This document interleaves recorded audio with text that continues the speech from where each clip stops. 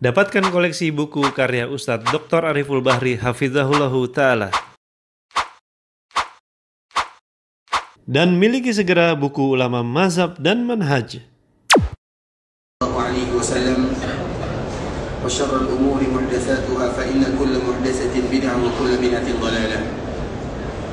إخوة الإسلام, saudara kaum muslimin, para tetamu Allah rahimani wa rahimakumullah.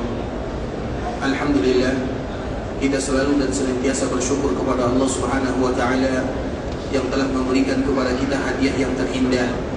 Salah satunya adalah keberadaan kita di kota Madinah dan dimudahkan langkah kita datang ke kampung halaman Rasulullah sallallahu alaihi wasallam, dan tentunya itu merupakan di antara nikmat yang paling indah Allah Subhanahu wa taala hadiahkan kepada kita bersama.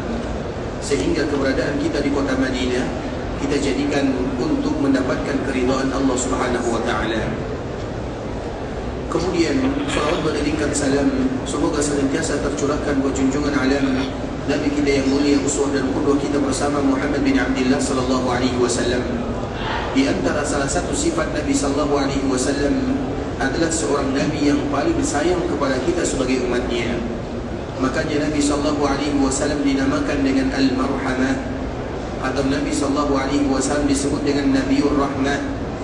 Di antara nama Nabi sallallahu alaihi wasallam adalah Nabiur Rahmah, atau juga di antara nama Nabi sallallahu alaihi wasallam adalah Al-Marhamah, yaitu seorang yang memiliki kasih sayang yang sangat luar biasa.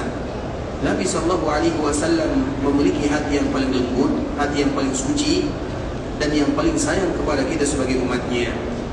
Dan kita selalu menyampaikan hadis Nabi sallallahu alaihi wasallam, ikhwatul Islam, sebuah hadis yang menunjukkan bagaimana sayangnya Nabi sallallahu alaihi wasallam kepada umatnya, yaitu hadis yang dikeluarkan oleh Imam Ibn Hibban, dibawakan oleh sahabat yang bernama Urwah, kemudian dia meriwayatkan dari bibinya yang bernama Aisyah radhiyallahu taala anha.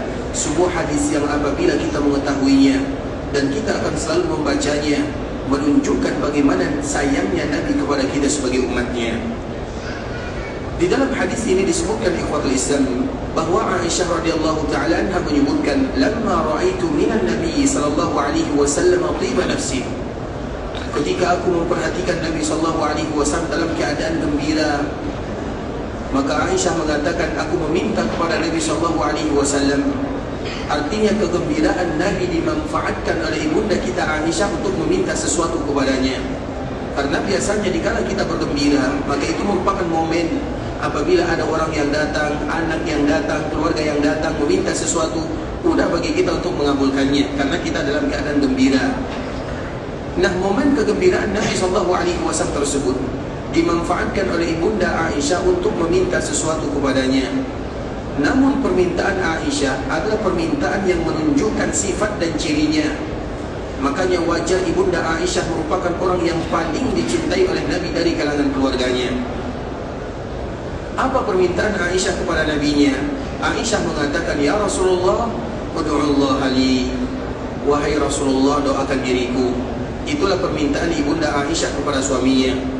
Kalau seandainya Aisyah meminta dunia, diberikan belanja yang banyak, misalnya rumah yang mewah, mudah bagi Nabi sallallahu alaihi wasallam berdoa kepada Allah dan Allah akan mengabulkan, mudah sekali. Tapi tentunya bukan itu yang diminta oleh Aisyah, dan memang dia adalah istri Nabi di dunia dan juga istri Nabi sampai ke dalam surga. Makanya dia meminta kepada Nabi sallallahu alaihi wasallam, "Ya Rasulullah, doakan dirimu." Permintaan, kalau seandainya istri kita mengatakan kalimat ini kepada kita, maka tentunya kita selaku suami akan semakin sayang kepada istri, karena yang dia minta adalah bagaimana yang berkaitan dengan akhirat. Ud'ullah li, ya Rasulullah, doakan diriku. Maka ketika Nabi diminta dengan permintaan yang mudah untuk dilakukan, di saat itu pula Nabi sallallahu alaihi wasallam berdoa kepada Allah Subhanahu wa taala. Apa doa Nabi? Dan doa Nabi sallallahu alaihi wasallam didengarkan oleh ibunda kita Aisyah karena memang Nabi berdoa di dalam rumahnya. Kemudian Nabi mengatakan, "Ya Allah, Allahumma ighfir li Aisyah ma taqaddamat min dhanbiha wa ma ta'akhkharat." Apa yang dia lakukan dan apa yang telah dia lakukan. Wa ma a'lanat wa ma asarrat. Apa yang dia tampakkan dan apa yang dia sembunyikan. Artinya, ya Allah, ampunkan semua dosa-dosanya. Aisyah berada di samping suaminya, berada di samping Nabi. Tentunya bahagia, gembira ketika Nabi mendoakan dirinya. Karena memang ikhwatul Islam, kaum muslimin dianjurkan di antara salah satu doa kita, ini merupakan di antara motivasi ya, di antara salah satu supaya doa kita dikabulkan oleh Allah Subhanahu wa taala, maka doakanlah saudara-saudara kita kaum muslimin. Sehingga di antara doa yang paling indah adalah doa yang diucapkan oleh Nabi Ibrahim di dalam surat Ibrahim itu sendiri. Dan doa ini jangan pernah kita tinggalkan. Kenapa? Agar Allah kabulkan doa kita. Makanya supaya bagaimana cara doa dikabulkan, doakan dulu orang lain. Artinya doakan saudara kita sebagaimana kita mendoakan diri kita. Dan di antara salah satu kalimat yang paling indah, singkat, yang wajib dihafal oleh kaum muslimin, Rabbighfirli waliwalidayya walil mu'minina yawma yaqumul hisabi. Hafal doanya? Dan dicari di akhir surah Ibrahim atau di surah Ibrahim kurang lebih ayat 39 atau ayat 40. Kenapa demikian ikhwatul Islam? Karena itu mencakup semuanya. Nah, di antara bentuk doa kita dikabulkan, maka doakan orang lain, doakan saudara kita. Karena apapun yang kita doakan untuk orang lain, maka malaikat akan mengatakan untukmu juga, untukmu juga, untukmu juga. Makanya ikhwatul Islam, Nabi SAW senantiasa mendoakan umatnya, senantiasa mendoakan keluarganya, senantiasa mendoakan sahabat-sahabatnya. Karena semua doa Nabi itu akan kembali kepada Nabi SAW. Dan itulah kenapa Allah suka atau mudah mengabulkan doa Nabi. Karena di dalam doa Nabi itu lebih banyak doa untuk umatnya dibandingkan dengan untuk diri sendiri. Itulah Rasulullah SAW.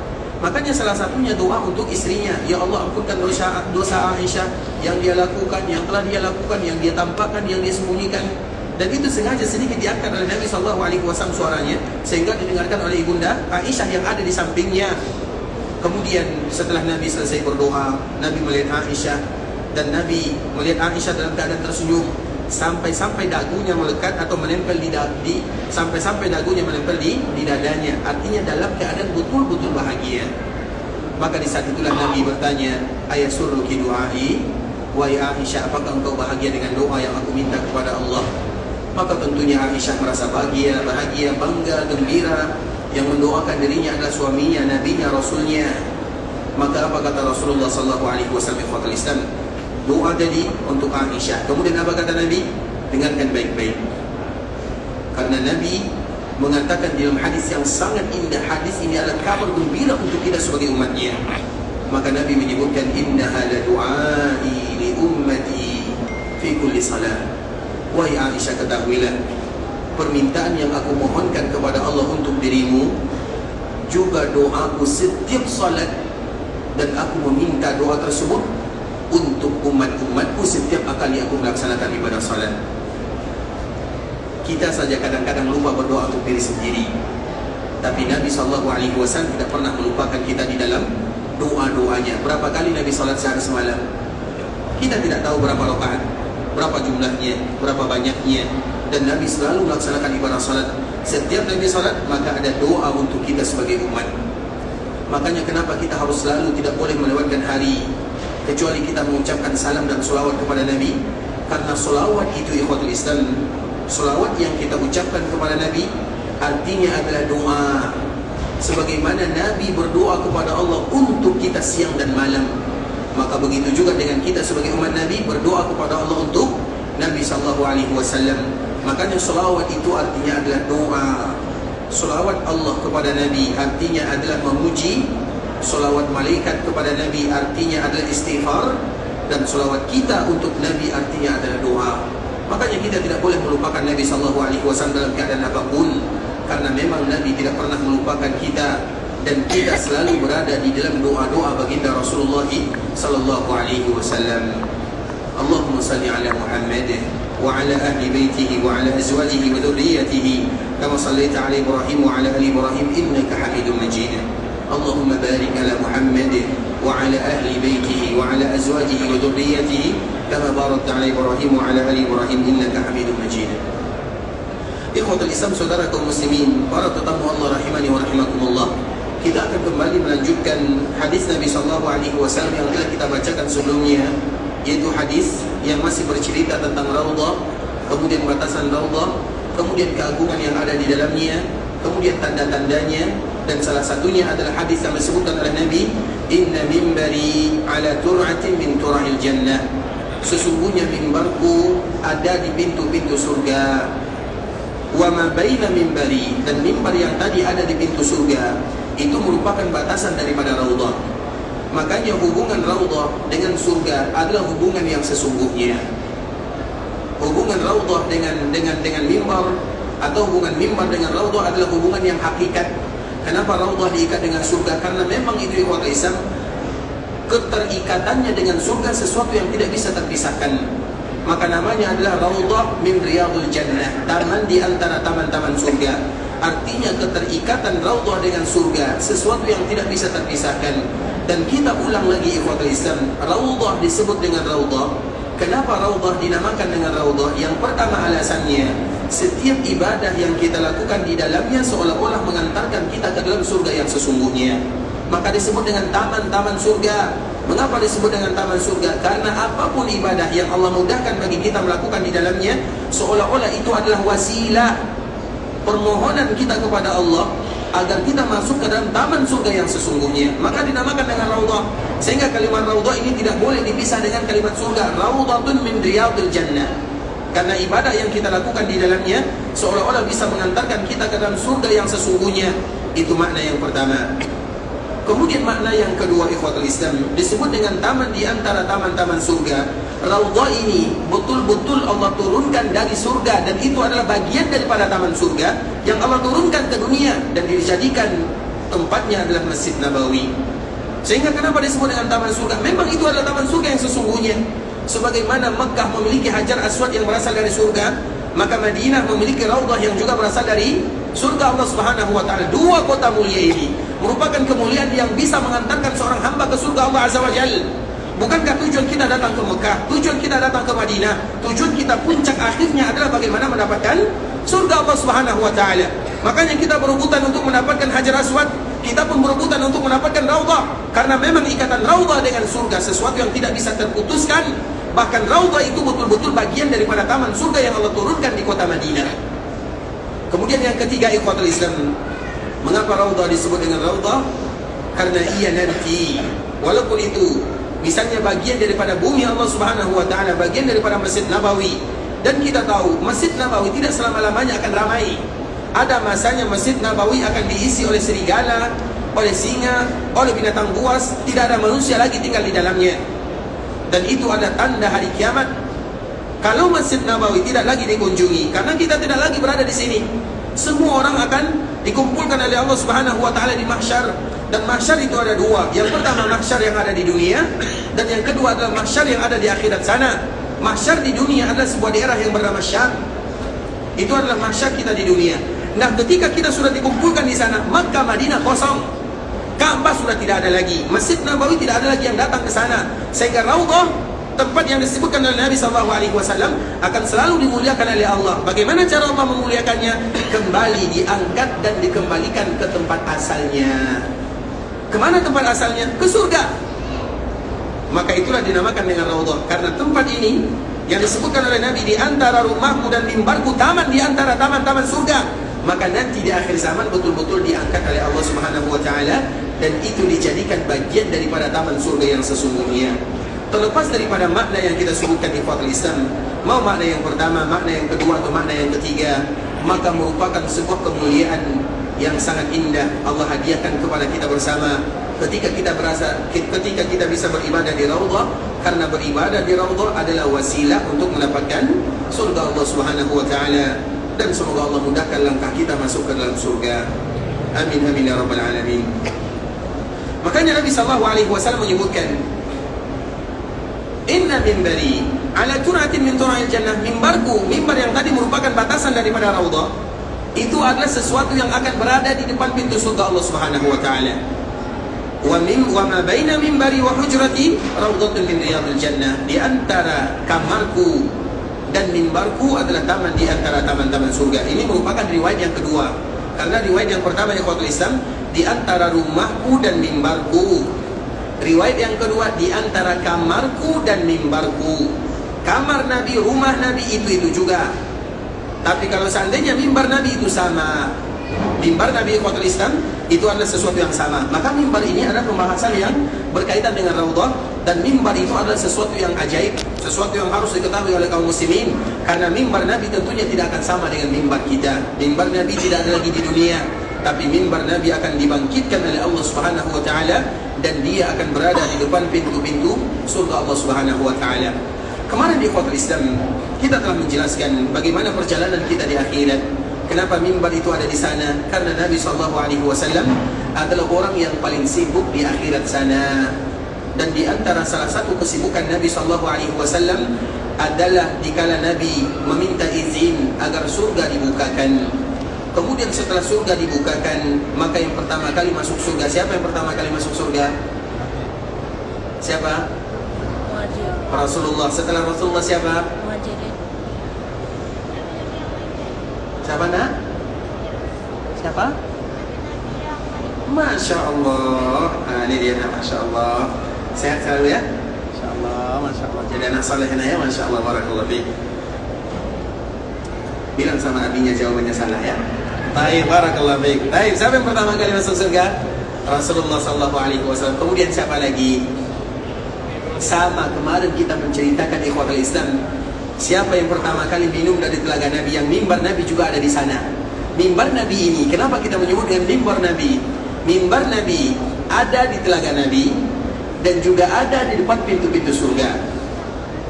Mimbar Nabi ada di telaga Nabi dan juga ada di depan pintu surga.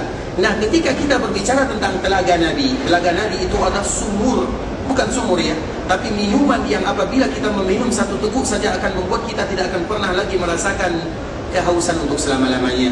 Siapa yang pertama kali minum dari telaga Nabi? Telaga Nabi itu ikhwatul Islam adalah bonus dari Allah Subhanahu wa taala. Pertama kali kita dibangkitkan.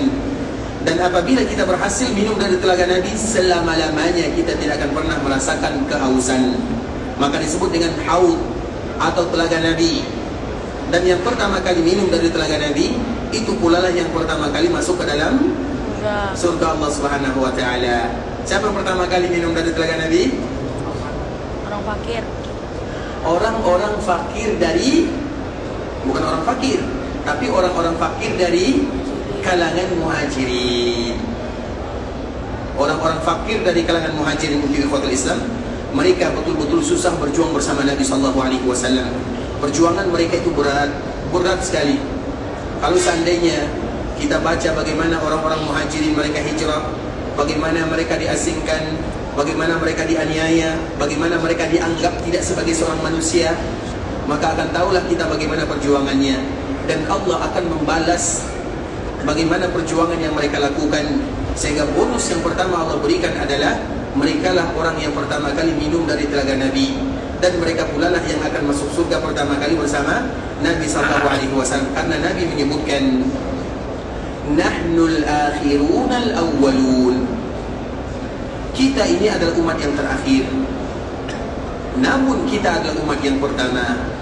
Di antara salah satu maknanya, kita ada umat yang terakhir karena tidak ada umat setelah umat Nabi. Dan makna kita umat yang terakhir, bahwa kita umat yang terakhir karena kita adalah umat yang tidak ada umat setelahnya. Dan kita umat yang pertama, artinya umat yang pertama kali masuk ke dalam surga Allah Subhanahu wa taala. Tapi umat itu masuk dalam surga, iya, tapi siapa yang pertama kali? Tentunya yang pertama kali minum dari telaga Nabi sallallahu alaihi wasallam, kemudian sesuai dengan amalan mereka masing-masing. Kemarin kita telah menceritakan ikhwatul Islam, ketika masuk surga maka Nabi sallallahu alaihi wasallam mengantarkan umatnya. Kemudian setelahnya ikhwatul Islam, Nabi pun berdoa kepada Allah, ya Allah, angkat derajat umatku di dalam surga. Tidak cukup masuk ke dalam surga saja, karena di dalam surga itu ada 100 tingkatan. Dan antara satu tingkatan dengan tingkatan yang berikutnya itu ibarat langit dan bumi. Kita ikhwatul Islam tidak pernah melihat langit. Yang kita lihat itu hanya awan saja, tapi langit yang sesungguhnya mana kita tidak tahu. Artinya seolah-olah Allah Subhanahu wa taala menyebutkan, atau Nabi menyebutkan, antara satu tingkatan dengan tingkatan yang berikutnya, antara bumi dengan langit, jarak yang kita tidak tahu berapa panjangnya, berapa luasnya, berapa kita tidak tahu. Nah, di dalam surga itu ikhwatul Islam ada 100 tingkatan, dan antara seorang mukmin dengan mukmin yang lainnya mereka berbeza tingkatannya, tidak sama. Dan kita selalu memberikan kabar gembira kepada kita bersama, membacakan hadis Nabi bahwa di surga itu ikhwatul Islam. Makanya di dalam surga di antara salah satu yang dianjurkan bagi kita melakukannya, kalau kita meminta surga, jangan cukup mengatakan ya Allah masukkan aku ke dalam surga. Tidak boleh bagi kita, bukan tidak boleh, tapi jangan kita mengucapkan kalimat hanya sampai di sini. Tapi ucapkanlah ya Allah masukkan aku ke dalam surga Firdaus. Merupakan di antara salah satu yang dianjurkan oleh Nabi SAW kepada umatnya, ya Allah masukkan aku ke dalam surga Firdaus. Kenapa demikian? Karena surga Firdaus itu jarak dia dengan arasy Allah Subhanahu wa taala tidak ada. Artinya dia berada di bawah arasy Allah Azza wa Jalla. Artinya orang yang masuk ke dalam surga Firdaus adalah orang-orang yang paling dekat dengan Allah Subhanahu wa taala. Makanya ikhwatul Islam, kalau kita meminta surga, sebagaimana hadis Nabi, mintalah surga Firdaus kepada Allah Subhanahu wa taala. Namun ikhwatul Islam, berbicara tentang surga itu merupakan di antara kenikmatan yang luar biasa, dan selalu kita menyebutkan dan kita ulang lagi. Disebutkan di dalam hadis yang dibawakan oleh Imam Bukhari ikhwatul Islam. Hadis ini adalah hadis yang membuat kita bagaimana kita membayangkan nikmat-nikmat yang ada dalam surga. Hadis ini bercerita kepada kita bersama tentang kisah orang yang terakhir sekali masuk surga. Hadis ini ikhwatul Islam adalah hadis yang bercerita tentang orang yang terakhir masuk ke dalam surga. Siapa dia? Maka disebutkan di dalam hadis yang dibawakan oleh sahabat Abdullah bin Mas'ud radhiyallahu taala anhu, yang dikeluarkan oleh Imam Bukhari dalam kitab Sahih Bukhari, di dalam bab terakhir atau dalam kitab terakhir disebut dengan Kitabut Tauhid. Imam Bukhari ikhwatul Islam punya sebuah karangan yang sangat indah, hadis yang paling sahih. Dan yang membuat hadis itu sahih karena memang Imam Bukhari tidaklah meletakkan hadis di dalamnya kecuali dia memilih yang sahih-sahih saja. Bukan berarti Imam Bukhari tidak punya kitab yang lain. Imam Bukhari itu banyak kitab hadisnya. Ada Al-Adab Al-Mufrad, ada Birrul Walidain, ada kitab-kitab yang lain, semuanya hadis-hadis Nabi. Tapi yang paling populer adalah Sahih Bukhari karena memang Imam Bukhari mensyaratkan bahwa hadis tersebut adalah hadis yang sahih-sahih saja. Kemudian pembahasan terakhir, kitab yang pertama Kitabul Ilmi. Kemudian kitab yang terakhir dalam Sahih Bukhari ini namanya Kitabut Tauhid. Kenapa Imam Bukhari meletakkan kitab Tauhid di akhirnya? Karena pembahasan kitab Tauhid itu berbicara tentang surga dan neraka, atau berbicara tentang mentauhidkan Allah Subhanahu wa taala. Karena Imam Bukhari itu ikhwatul Islam, kelebihannya Imam Bukhari muhaddis, kita harus tahu orang yang ahli hadis jangan pernah mengatakan orang yang ahli hadis mereka tidak ahli fikih. Orang yang ahli hadis itu mereka ahli fikih. Orang yang ahli fikih belum tentu ahli hadis. Itu perbezaannya. Kita ulang lagi ikhwatul Islam, yang ahli hadis maka mereka sudah tentu ahli fikih, dan yang ahli fikih belum tentu ahli hadis. Nah, Imam Bukhari ahli hadis berarti dia sudah ahli fikih. Bagaimana kita menentukan dia ahli fikih? Dalam susunan hadisnya. Dalam susunan hadis Bukhari, kalau kita baca susunan hadisnya, kita akan menunjukkan bagaimana jeniusnya Imam Bukhari rahimahullahu ta'ala. Dan di antara salah satu kejeniusannya terletak di dalam Kitabut Tauhid. Kenapa kitab Tauhid ini berada di akhir? Maka para ulama menyebutkan salah satu yang mensyarahnya adalah Imam Ibnu Hajar Al-Asqalani rahimahullahu ta'ala menyebutkan seolah-olah Imam Bukhari berharap, bermohon, meminta kepada Allah dan juga bermohon kepada Allah untuk semua kaum muslimin yang membaca kitabnya, agar nanti mereka diwafatkan dan dijadikan akhir daripada kehidupannya betul-betul mentauhidkan Allah Subhanahu wa ta'ala. Makanya Imam Bukhari meletakkan kitab ini yang dianjurkan bagi kita membacanya, Kitabut Tauhid, itu di akhirnya tujuannya agar kita wafat dalam keadaan mentauhidkan Allah Subhanahu wa ta'ala dengan mengucapkan kalimat la ilaha illallah. Karena apabila kita mengucapkan kalimat la ilaha illallah ikhwatul Islam, maka kita pasti masuk ke dalam surga, pasti. Tapi kapannya kita tidak tahu. Apa bukti pastinya? Maka ini salah satu hadis yang dibawakan oleh Imam Bukhari. Orang yang terakhir kali masuk ke dalam surga, setelah dia keluar dari neraka, maka dia masuk surga. Surga dikunci untuk selama-lamanya. Setelah dia keluar dari api neraka, neraka dikunci untuk selama-lamanya. Ketika orang ini keluar dari neraka dan dia masuk ke dalam surga, maka Allah Subhanahu wa ta'ala memanggil penduduk surga, wahai penduduk surga. Maka semua penduduk surga akan melihat dalam keadaan cemas. Kenapa mereka cemas? Karena mereka khawatir tahu-tahu nanti kalau mereka dikeluarkan setelah mereka merasakan kenikmatan yang luar biasa, maka mereka takut. Kemudian Allah memanggil penduduk neraka, wahai penduduk neraka. Maka penduduk neraka sedikit ada secerca harapan. Diharapkan kalau seandainya masih ada harapan mereka keluar dari sana, dari neraka tersebut. Kemudian di ikhwatul Islam, ketika Allah memanggil penduduk surga, Allah memanggil penduduk neraka, apa yang terjadi? Maka Allah setelah penduduk surga dan penduduk neraka dipanggil dan mereka menyaksikan kejadian yang akan membuat penduduk surga bahagia untuk selama-lamanya dan membuat penduduk neraka bersedih untuk selama-lamanya. Apa yang terjadi? Allah memanggil kematian. Allah memanggil kematian. Dan ketika Allah memanggil kematian, mati itu ikhwatul Islam sesuatu yang tidak berwujud. Kita tidak tahu mati itu bagaimana. Mati itu tidak tahu. Tapi nanti di akhirat akan dirubah oleh Allah Subhanahu wa taala. Sebagaimana amal kita, kemarin kita menjelaskan ikhwatul Islam, amalan yang kita lakukan kita tidak bisa melihatnya. Tapi nanti sebelum kita wafat, kita akan bisa melihat amalan kita. Di perkuburan, kita akan bisa melihat amalan kita. Amalan kita itu berubah menjadi orang yang bisa kita saksikan. Di akhirat, amalan kita juga berwujud, yang bisa ditimbang. Begitu juga dengan kematian. Kematian itu akan terlihat di akhirat. Dan dia akan berbentuk kabas. Kabas itu kalau bahasa kitanya domba. Jadi kematian itu datang, dipanggil oleh Allah dalam bentuk kabas, dalam bentuk domba. Kemudian penduduk surga memperhatikannya, penduduk neraka memperhatikannya. Dan Allah bertanya kepada mereka semua, wahai kalian, tahukah kalian ini apa? Maka mereka mengatakan itu adalah kematian. Penduduk surga mengatakan itu adalah kematian. Penduduk neraka mengatakan itu adalah kematian. Kemudian Allah menyaksikan kepada penduduk surga dan penduduk neraka bahwa Allah akan mematikan kematian. Kemudian disembelihlah kabas tersebut, yang mana kabas ini merupakan kematian. Kemudian setelah ini apa kata Allah? Ya ahlal jannah khuludun bila maut, wa ya ahlan nar khuludun bila maut. Wahai penduduk surga, kematian tidak ada lagi habis. Karena kematian itu sudah dimatikan oleh Allah Subhanahu wa taala. Maka itulah gunanya Allah panggil penduduk surga, Allah panggil penduduk neraka, dan Allah bertanya, ini apa? Mereka semua menjawabnya, itu kematian. Dan kematian itu dimatikan, artinya kematian itu tidak ada lagi di akhirat. Maka Allah mengatakan kepada penduduk surga, ya ahlal jannah khulud bila maut. Wahai penduduk surga, kekallah kalian, tidak akan pernah kalian mati untuk selama-lamanya.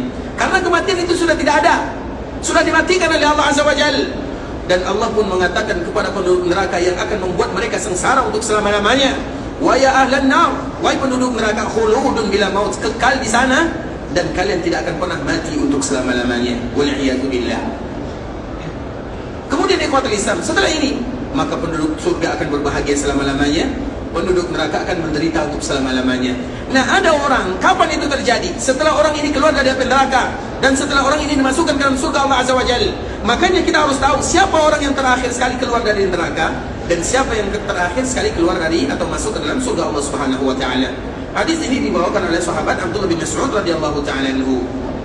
Abdullah bin Mas'ud menceritakan ikhwatul Islam, ini tujuannya agar kita tahu bahwa di surga itu bagaimana keindahannya.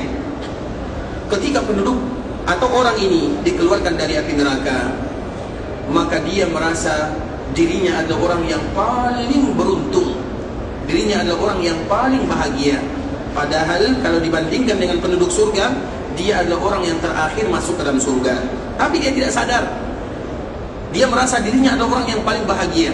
Karena memang ikhwatul Islam disebutkan oleh Rasulullah SAW, nanti di akhirat akan dipanggil orang yang paling bahagia di dunia, orang yang paling mewah, orang yang paling bahagia, tapi dia jauh dari Allah Subhanahu wa taala. Kemudian dikala dipanggil di akhirat, Allah celupkan dia ke dalam neraka satu celupan, artinya dimasukkan kemudian langsung dikeluarkan, baru dimasukkan langsung dikeluarkan. Kemudian Allah bertanya kepadanya, wahai fulan, apakah pernah kamu merasakan kebahagiaan? Apa jawaban orang ini? Demi Allah, saya tidak pernah merasakan kesenangan sedikit pun. Padahal dia adalah orang yang paling bahagia di dunia. Makanya ikhwatul Islam, kenapa dicontohkan oleh Allah seperti ini? Karena memang biasanya kebahagiaan itu akan menyebabkan seseorang jauh dari Allah Subhanahu wa taala. Dulu dikala dia miskin, masih bisa salat malam. Dulu dikala dia sakit, selalu berdoa kepada Allah. Dulu dikala dia susah, masih mudah meneteskan air mata. Sekarang Allah berikan kenikmatan ini, Allah berikan kesehatan, Allah berikan harta, Allah berikan dunia, lupa kepada Allah Subhanahu wa taala, hilang salat malamnya, lupa mengangkat tangan kepada Allah Azza wa Jalla. Makanya ikhwatul Islam selalu kita menyebutkan banyak manusia yang gagal ketika diuji oleh Allah dengan kesenangan, tapi banyak di antara manusia yang berhasil ketika Allah uji dia dengan kesusahan. Karena dikala kita susah, kita pasti akan mengadu selalu kepada Allah Azza wa Jalla setiap hari. Tapi dikala kita senang, kita mulai lupa kepada Allah Subhanahu wa Ta'ala. Makanya Allah memberikan kisah ini ikhwatul Islam. Didatangkan manusia yang paling bahagia di dunia, bahagia, tidak pernah susah hidupnya, tapi dia jauh dari Allah Azza wa Jalla. Kemudian di akhirat dimasukkan satu celupan, ibarat kita mencelupkan teh lah, dimasukkan langsung dikeluarkan. Kemudian dia pun ditanya, apakah pernah kamu merasakan kebahagiaan? Dia pun mengatakan, tidak demi Allah, tidak pernah aku merasakan kebahagiaan sedikit pun. Padahal dia adalah orang yang paling bahagia di dunia. Tapi karena satu celupan neraka, maka hilang semua kebahagiaannya. Maka tidak ada gunanya bahagia kalau ujung-ujungnya neraka. Kemudian ikhwatul Islam, didatangkan orang yang paling menderita di dunia. Mungkin makan 1 kali seminggu, mungkin dia selalu minta-minta, orang yang paling sengsara. Tapi dia dekat dengan Allah, dia selalu berdoa kepada Allah, dia taat kepada Allah Azza wa Jalla. Maka dia didatangkan oleh Allah Subhanahu wa Ta'ala, dipanggil. Kemudian dimasukkan ke dalam surga satu celupan, dimasukkan langsung dikeluarkan sedikit saja. Kalau celupan itu ikhwatul Islam tidak masuk semuanya, sedikit saja, ujung-ujungnya saja. Kemudian Allah bertanya kepadanya, wahai fulan, apakah pernah kamu merasakan kesengsaraan? Apa jawabannya? Demi Allah, saya tidak pernah merasakan kesengsaraan. Padahal hanya celupan saja, dia lupa semuanya. Oleh karenanya ikhwatul Islam, itu adalah surga dan neraka. Makanya apapun yang Allah berikan kepada kita, baik itu diuji dengan kesengsaraan atau diuji dengan nikmat, jadikan itu semua wasilah untuk mendekatkan diri kepada Allah Subhanahu wa Ta'ala. Karena nikmat apabila ujung-ujungnya neraka, maka tidak ada manfaatnya sedikit pun di sisi Allah Subhanahu wa Ta'ala. Kemudian ikhwatul Islam, kita kembalikan kepada orang yang tadi dikeluarkan dari api neraka yang terakhir. Kemudian setelah dia dikeluarkan dalam keadaan terbakar hangus, maka dia pun dimandikan di Nahrul Hayat, dimandikan. Kemudian setelah dia mandi, maka dia kembali ke bentuk aslinya. Karena nanti kita ikhwatul Islam, di akhirat jasad kita ini masih jasad yang sama, tapi ukurannya berbeza. Ukuran kita tidak sama dengan ukuran sekarang. Ukuran kita sama dengan ukuran ayahanda kita Adam. Berapa besar ayah kita Adam? 60 hasta. 60 hasta itu berapa meter? 30. Dan ukuran kita akan sama dengan ayahanda kita Adam alaihissalam. Mengapa demikian? Karena apabila ukuran kita besar, kalau kita masuk surga, betul-betul akan menikmati surga. Tapi kalau ukuran kecil seperti ini, bagaimana menikmati surga? Bisa dipahami? Itu merupakan di antara kasih sayang Allah Subhanahu wa Ta'ala. Makanya ukuran kita tidak sama seperti ini. Kalau kita seperti ini, minum 1 gelas, selesai. Kemudian kalau makan 1 piring, selesai. Tapi coba kalau tinggi kita 30 meter, berapa makannya? Dan itulah yang diinginkan oleh Allah Subhanahu wa Ta'ala. Maka ukuran kita tidak sama dengan ukuran sekarang, sama dengan ukuran ayahanda kita Adam, untuk betul-betul mendapatkan nikmat surga. Tapi bagi mereka yang masuk ke dalam api neraka Allah Azza wa Jalla, ukuran mereka juga sama. Apa gunanya? Apa tujuannya? Agar mereka betul-betul mendapatkan siksa. Karena yang kecil, kalau disiksa, selesai. Tapi kalau ukurannya besar, disiksa, itu betul-betul teraniaya. Kemudian ikhwatul Islam, orang ini dikala sudah dimandikan, maka dia dalam bentuk ukuran yang biasa, artinya ukuran ayahanda kita Adam alaihissalam, maka dia duduk termenung tanpa ada kawan, tanpa ada orang, dan dia merasa dirinya bahagia karena dia sudah diselamatkan dari api neraka Allah Azza wa Jalla. Dan kita selalu membacakan firman Allah bahwa orang yang paling bahagia, konsep bahagia itu apa? Konsep bahagia itu ikhwatul Islam disebutkan oleh Allah di Al-Quran, faman zuhziha 'anil nari wa udkhilal jannata faqad faz. Itulah orang yang bahagia, itulah konsepnya. Siapapun yang selamat dari neraka, masuk ke dalam surga, maka itulah orang yang paling bahagia. Kemudian ikhwatul Islam, dikala dia merenung, maka dia melihat ada sebuah pohon. Kemudian di pohon tersebut ada sungai di bawahnya. Maka dia meminta kepada Allah, ya Allah, dekatkan aku dengan pohon tersebut agar aku bisa bernaung di bawahnya, menikmati keindahan sungainya. Maka Allah pun mengatakan, wahai fulan, ada MOU dulu antara dia dengan Allah Azza wa Jalla. Kalau seandainya aku kabulkan doamu, apakah kamu akan meminta yang lain? Bukankah aku sudah keluarkan kamu dari api neraka? Kalau kamu meminta yang lain, apakah kamu, atau kalau kamu aku kabulkan doamu, apakah kamu meminta yang lain? Maka orang ini saking bahagianya mengatakan, ya Allah, aku tidak akan pernah lagi meminta apapun kepadamu. Kemudian Allah dekatkan dia dengan pohon tersebut. Dia pun bernaung di bawahnya, menikmati keindahan sungainya. Kemudian setelahnya, dia pun kembali diperlihatkan oleh Allah pohon yang lebih indah lagi, sungai yang lebih indah lagi. Maka dia tidak bisa menahan dirinya. Dia kembali mengatakan, ya Allah, aku ingin dekat dengan pohon yang lebih indah ini, agar aku bisa menikmatinya. Apa kata Allah, wahai fulan, bukankah tadi kamu sudah berjanji kamu tidak akan meminta yang lain? Nah, hamba ini selalu meminta kepada Allah, dan Allah adalah zat yang maha rahman, maha rahim. Kemudian kembali dikabulkan oleh Allah Subhanahu wa ta'ala. Dia pun bernaung di bawah pohon yang indah, yang besar. Kemudian menikmati sungai-sungai yang ada di bawahnya. Kemudian setelahnya Allah pun memperlihatkan surga kepadanya. Maka dia pun tidak bisa menahan diri. Ya Allah, dekatkan aku dengannya. Dia tidak meminta dimasukkan, tapi dekatkan aku dengannya.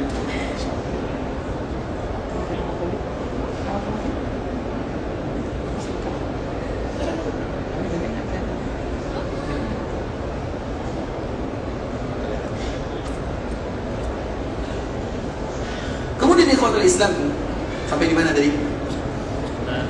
Dia diperlihatkan oleh Allah Subhanahu wa ta'ala surga. Makanya dia tidak minta, ya Allah masukkan aku ke dalam surga. Semestinya doanya adalah, ya Allah masukkan aku ke dalam surga Allah Azza wa Jalla. Tapi dia tidak meminta yang demikian, karena dia sudah merasa bahagia. Belum masuk surga dia sudah merasa bahagia. Belum lagi masuk surga, dia sudah merasakan nikmat yang luar biasa. Dia merasa orang yang paling beruntung di dunia, atau beruntung di akhirat sana. Padahal dia belum lagi masuk surga. Kalau dibandingkan dengan penduduk surga, dia adalah orang yang paling bawah. Tapi dia merasa dirinya dia adalah orang yang paling beruntung.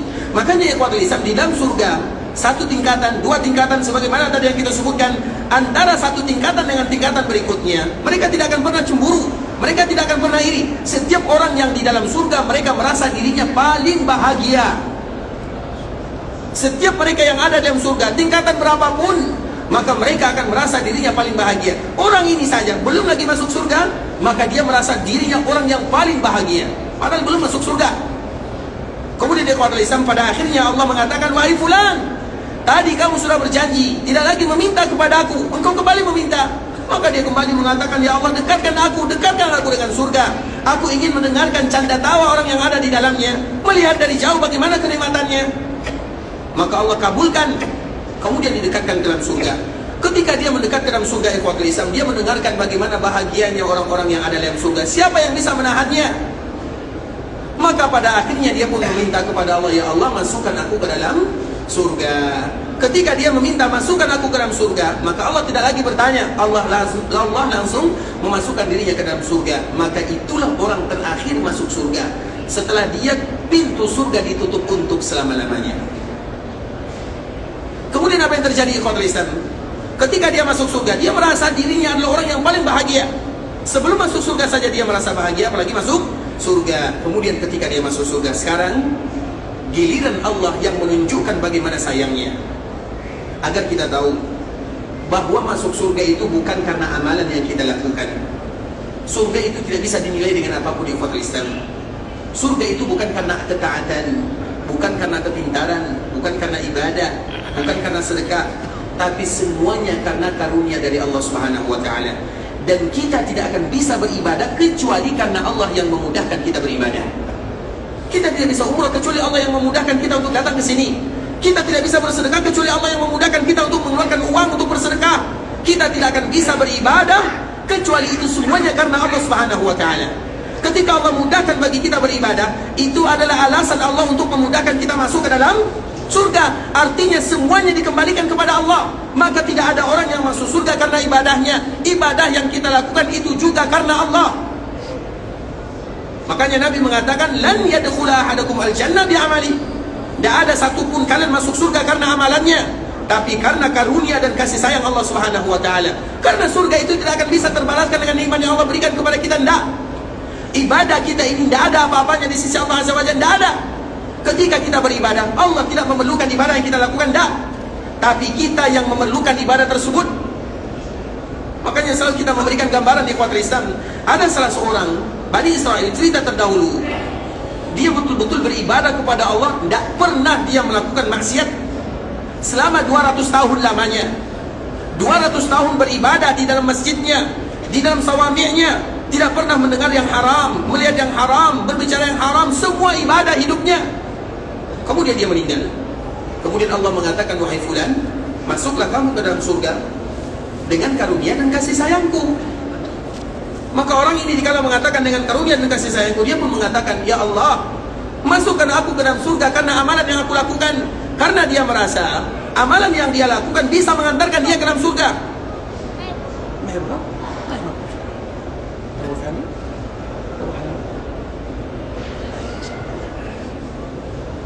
Kemudian ikhwatul Islam, kita ulang lagi ikhwatul Islam, dia merasa amalannya itu 200 tahun. Kita saja kalau sudah beribadah seminggu, sholat tahajud tidak pernah tinggal, kita sudah merasa kita ini wow. Apalagi kalau seandainya 200 tahun. Allah kembali mengatakan masuk surga karena karuniaku, kasih sayangku. Dia mengatakan, ya Allah, masukkan aku ke dalam surga karena amalan yang aku lakukan selama 200 tahun. Setelah 3 kali ikhwatul Islam, dia tetap mengatakan yang demikian. Maka tentunya kalau dimasukkan ke dalam surga karena amalan kita, maka berarti kalau sudah mulai hitung-hitung, Allah pun akan menghitung semuanya. Artinya dia ingin hitung-hitungan dengan Allah Azza wa Jalla. Baik, maka Allah pun mulai menghitung. Sekarang kita hitung-hitung. Kamu ingin masuk surga karena hitung-hitungan amalanmu, maka aku pun sebelum memasukkan kamu surga atau neraka, kita hitung-hitungan. Aku pun ingin menghitung nikmat yang aku berikan kepadamu. Maka dihitung, diambil salah satu nikmat Allah yang ada pada dirinya, ditimbang dengan amalan 200 tahun tersebut. Habis semua amalannya, tidak terbayarkan dengan satu nikmat sahaja. Satu nikmat tidak terbayarkan. Pada akhirnya apa yang terjadi?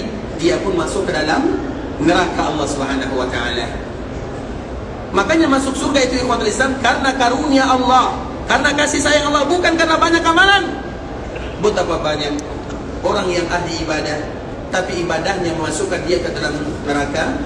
Dan betapa banyak orang yang melakukan dosa, tapi karena dosanya yang mengantarkan dia ke dalam surga Allah Subhanahu wa ta'ala. Agar kita tahu bahwa surga itu bukan dibalas dengan amalan, tapi amalan adalah penyebab kita masuk ke dalam surga Allah Subhanahu wa ta'ala. Makanya ada kisah lain ikhwatul Islam, kisah 2 Bani Israel. Kisah ini merupakan kisah yang sangat luar biasa, agar kita tahu bagaimana kasih sayang Allah Subhanahu wa ta'ala. Jadi 2 orang ini dia berkawan, tapi yang satunya rajin ibadah, yang satunya mungkin dia rajin melakukan dosa dan maksiat, artinya santai orangnya, ibadahnya yang wajib-wajib saja. Kemudian yang tadi taat ini selalu memberikan nasihat kepadanya, kamu kenapa suka dosa, kenapa kamu suka melakukan maksiat, kenapa kamu suka melakukan ini dan itu. Sebenarnya itu baik ikhwatul Islam, tapi di ujung-ujungnya, karena orang yang tadi rajin ibadah selalu memberikan nasihat kepada saudaranya yang rajin maksiat, pada ujung-ujungnya dia kesal kepada kawannya ini. Demi Allah, Allah kalau seperti ini Allah tidak akan ampunkan dosamu. Karena dia merasa dirinya terlalu rajin beribadah, dan dia merasa dosanya atau kawannya terlalu banyak melakukan dosa. Pada akhirnya dia mengatakan, demi Allah, Allah tidak akan ampunkan dosamu. Maka akhirnya mereka pun berdua meninggal, sama-sama meninggal. Kemudian dipanggil oleh Allah Subhanahu wa ta'ala. Kemudian apa kata Allah? Manil ladzi yata'alla alayya alla aghfira li fulan? Siapa yang dulu pernah bersumpah atas namaku kalau aku tidak akan mengampunkan dosa orang lain? Karena orang yang tadi rajin ibadah, dia mengatakan, demi Allah, Allah tidak akan mengampunkan dosamu karena kamu selalu berdosa. Artinya dia bangga dengan ibadahnya. Kemudian Allah mengatakan, siapa yang dulu mengatakan kalimat ini? Kemudian apa kata Allah? Kamu yang mengatakan kalimat ini, yang tadi rajin ibadah, masuklah kamu ke dalam api neraka. Dan kamu yang tadi disumpahi oleh kawanmu, kamu tidak masuk ke dalam surga, masuklah kamu ke dalam surga. Artinya apa ikhwatul Islam? Surga itu merupakan semuanya kembali kepada Allah, tapi amalan adalah salah satu penyebabnya, bukan semua penyebabnya, tapi salah satu penyebabnya. Dan semuanya kembali kepada Allah Subhanahu wa ta'ala. Maka berdoalah kepada Allah, ya Allah, masukkan aku ke dalam surga karena kasih sayangmu, karena rahmatmu, karena taufikmu. Itu doa yang harus kita minta kepada Allah. Jangan pernah mengatakan, ya Allah masukkan aku ke dalam surga dengan amalanku. Tapi bisa kita mengatakan, masukkan aku ke dalam surga dengan penyebab salah satunya adalah amalanku, kemudian karena kasih sayangmu, karena taufik dan hidayahmu. Karena amalan kita ini ikhwatul Islam tidak pernah bisa dibandingkan dengan surga Allah Subhanahu wa taala. Makanya orang tadi, orang yang terakhir kali masuk ke dalam surga, dia tidak ada amalannya kecuali yang wajib-wajib saja, lebih banyak dosanya. Kemudian dikala dia masuk surga, apa kata Allah Subhanahu wa taala? Lihat bagaimana kasih sayang Allah kepada hambanya. Allah itu ikhwatul Islam, zat yang maha rahman, maha rahim. Allah tidak pernah ingin menyiksa hambanya, sehingga mereka yang masuk ke dalam api neraka itu la yaslaha illa al-ashqa. Al-ashqa itu yang betul-betul jahat. Selagi masih ada iman, selagi masih ada kebaikan, selagi masih ada kalimat la ilaha illallah, harapan itu masih banyak. Maka kemudian ikhwatul Islam, ketika dia masuk surga, Allah pun mengatakan, sebelumnya hamba ini yang meminta, sekarang Allah yang memberikan. Allah mengatakan, wahai fulan, aku berikan kepadamu ibarat dunia. Dunia aku berikan kepadamu nikmatnya. Coba bayangkan kalau kita ini misalnya kita adalah orang yang punya kota Madinah, kita bahagia atau tidak? Itu baru punya kota Madinah, kita akan kaya, kita akan bahagia. Madinah punya kita. Bagaimana kalau dunia punya kita? Nah, itulah nikmat yang Allah berikan kepada orang yang terakhir ini. Aku berikan kepadamu dunia seperti orang yang memiliki dunia. Maka dia heran, tak mungkin aku mendapatkan pahala seperti ini, padahal aku tidak ada amalannya. Kemudian Allah kembali mengatakan, dan aku lipat gandakan 10 kali lipat. Maka di saat itulah dia mengatakan, ya Allah, atastahzi'u bi, ya Allah, apakah kau bermain-main denganku? Karena dia merasa tidak pantas, sehingga dia mengatakan kalimat ini, atastahzi'u bi, apakah kau bermain-main denganku? Maka dengan itulah ikhwatul Islam, Allah pun senyum. Dan Abdullah bin Abbas, Abdullah bin Mas'ud, setiap kali menyampaikan hadis ini, maka dia akan senyum.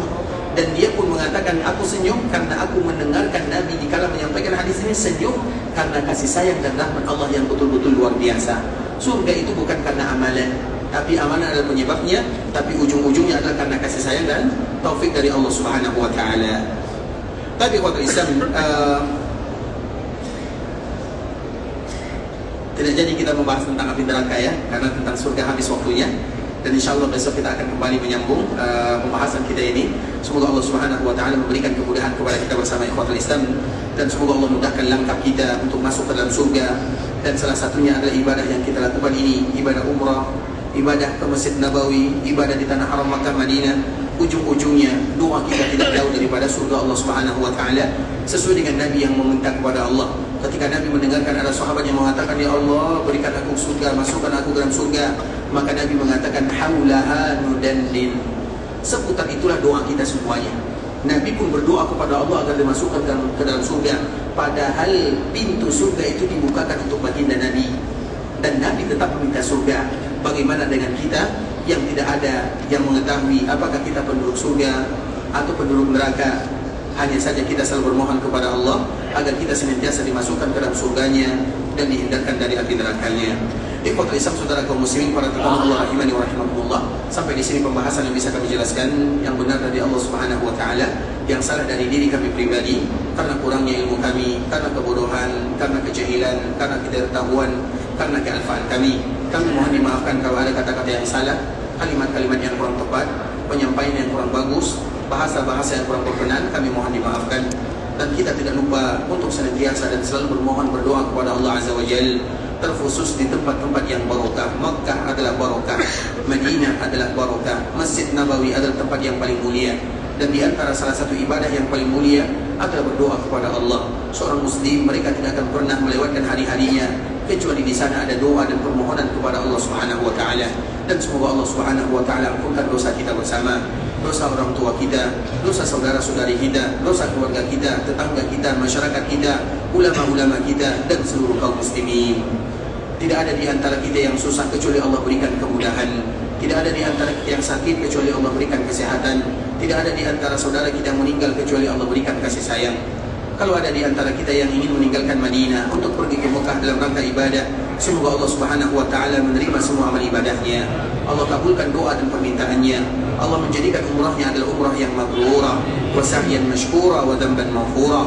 Kalau ada di antara kita yang ingin meninggalkan tanah haram Makkah Madinah pulang ke kampung halamannya. Semoga dimudahkan perjalanannya, dilancarkan urusannya, kembali berkumpul dengan keluarga yang ia tinggalkan dalam keadaan sehat walafiat, dan semoga mereka selalu diberikan kesempatan untuk datang ke tanah haram Makkah dan Madinah.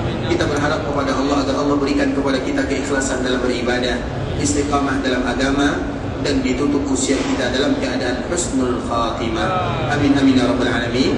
Kita tutup dengan doa kafaratul majlis. Subhanakallahumma bihamdika asyhadu an la ilaha illa anta astaghfiruka wa atubu ilaik. Wa sallallahu wa sallim ala nabiyyina wa habibina wa khalilina wa sayyidina Muhammadin wa ala alihi wa sahbihi wa sallam tasliman katsira. Assalamualaikum warahmatullahi wabarakatuh.